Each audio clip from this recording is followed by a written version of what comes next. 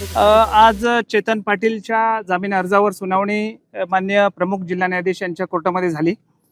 त्यामध्ये आम्ही अभियोग पक्षातर्फे स्ट्रॉंगली त्यांचा बेल अपोज केलेला आहे।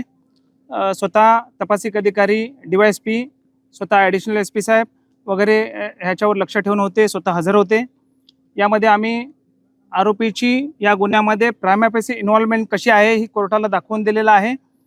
त्याचप्रमाणे ह्या आरोपीने म्हणजे जो जयदीप आपटे आणि चेतन पाटील या दोघांनी संगनमताने कसा गुन्हा केलेला आहे हे कोर्टाचे निदर्शनास आणून दिलेलं आहे। त्याचप्रमाणे दोघांनी मिळून ते काम केलेलं आहे।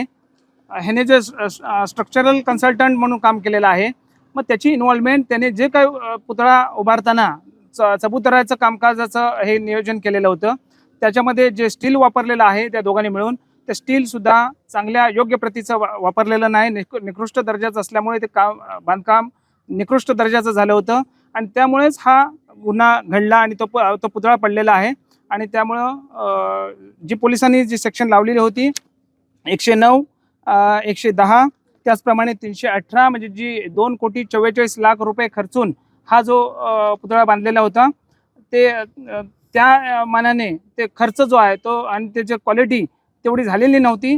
म्हणजे जे साधन सामुग्री जी वापरली ती एकदम निकृष्ट दर्जाची होती असं आमच्या तपासामध्ये निष्पन्न झालेलं होतं पोलिसांच्या तपासात, आणि ही बाब सगळी कोर्टाच्या निदर्शनाला आणून दिलेली आहे। त्याचप्रमाणे महत्त्वाचा मुद्दा आम्ही मांडलेला आहे की जे तांत्रिक तपासकाम सुरू होतं, आम्ही काही म्हणजे तपासिक अधिकारी यांनी तंत्रज्ञान विद्यापीठाकडून तसंच IIT कडून काही मार्गदर्शन मागवलेले आहेत, तज्ज्ञांची मदत घेतलेली आहे।